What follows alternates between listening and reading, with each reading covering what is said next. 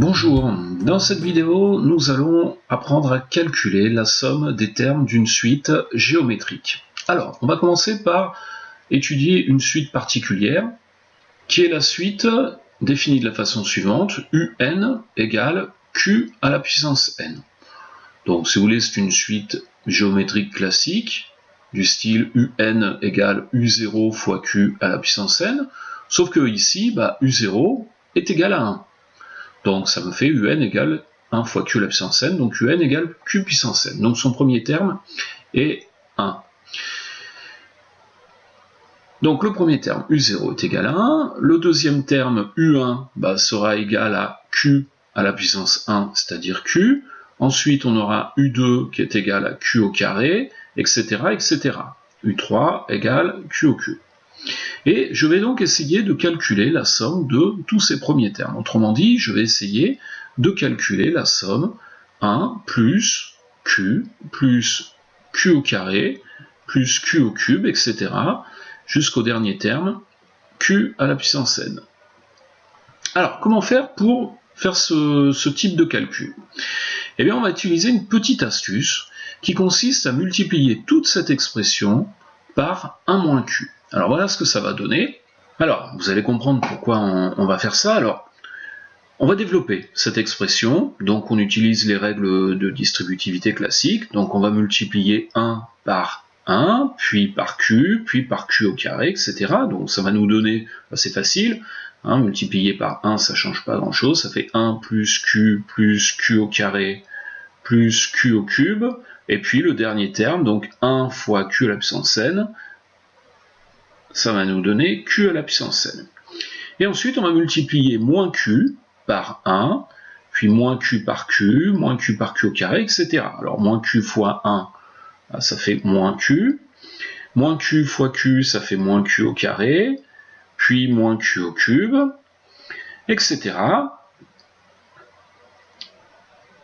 Ensuite, on va arriver au terme qui est juste avant q à la puissance n, donc je n'ai pas écrit ici, c'est q à la puissance n moins 1 fois q, ça fera donc moins q à la puissance n. Et enfin, le dernier terme, moins q fois q à la puissance n, ça nous donne moins q à la puissance n plus 1. Alors, qu'est-ce qu'on remarque? On remarque qu'ici, on a q et là, moins q. Donc, ils vont s'annuler. De même que ici, j'ai q au carré qui va s'annuler avec moins q au carré. Pareil pour q au cube. Pareil pour q à la puissance n, ici moins q à la puissance n, et au final, il va nous rester quoi? Il va nous rester 1 moins q à la puissance n plus 1. Autrement dit, 1 moins q fois la somme de tous les termes, donc de 1 plus q au carré plus q à la puissance n, est égal à 1 moins q à la puissance n plus 1. En divisant les deux membres par 1 moins q, je vais me retrouver avec cette expression, 1 plus q au carré, plus, etc., jusqu'à q à la puissance n, égale 1 moins q à la puissance n plus 1 sur 1 moins q. Alors, ce résultat est très intéressant, il va nous servir dans beaucoup d'exercices, et puis il va nous servir également à trouver la formule de la somme des termes d'une suite géométrique dans le cas général. Alors, considérons une suite géométrique un, deux premiers termes u0, donc son terme général va s'écrire u0 fois q à la puissance n. Et je vais essayer de calculer la somme Sn, qui est égale à la somme de tous les termes, u0 plus u1 plus etc. jusqu'au dernier terme qui sera ici un. Alors, si je remplace u1 par son expression, c'est-à-dire u0 fois q à la puissance n, ça va me donner la chose suivante. Donc ça va me donner u0 fois q. Le terme u2 qui vient ensuite, eh bien, ce sera u0 fois q au carré, etc. Et le dernier terme un sera donc u0 fois q à la puissance n. Autrement dit, eh bien, je vais pouvoir factoriser par u0, puisque u0, je le retrouve ici, vous voyez, dans chacun des termes. Donc je peux factoriser par u0. ça va me donner U0, facteur 2. Bien, ici, il n'y a rien, autrement dit, il y a 1. Plus, ici, j'ai Q, plus Q au carré, plus, etc., jusqu'à Q à la puissance n. Et là, qu'est-ce qu'on reconnaît dans cette expression? On reconnaît le résultat qu'on a établi tout à l'heure, c'est-à-dire la somme de 1 plus Q au carré jusqu'à Q à la puissance n. Et tout ceci est égal à 1 moins Q puissance n plus 1 sur 1 moins Q. Je vais donc pouvoir remplacer ce qui est entre parenthèses par 1 moins Q à la puissance n plus 1 sur 1 moins Q. Donc voilà à quoi est égal Sn, autrement dit la somme de U0, U1, etc. jusqu'à UN. Alors ce résultat est intéressant, cependant il est limité au cas où le premier terme est U0. Si le premier terme est U1 ou bien U2, on ne va pas avoir tout à fait la même formule. Alors pour le retenir, il y a une formule beaucoup plus simple qui dit que Sn, c'est égal au premier terme, donc U0,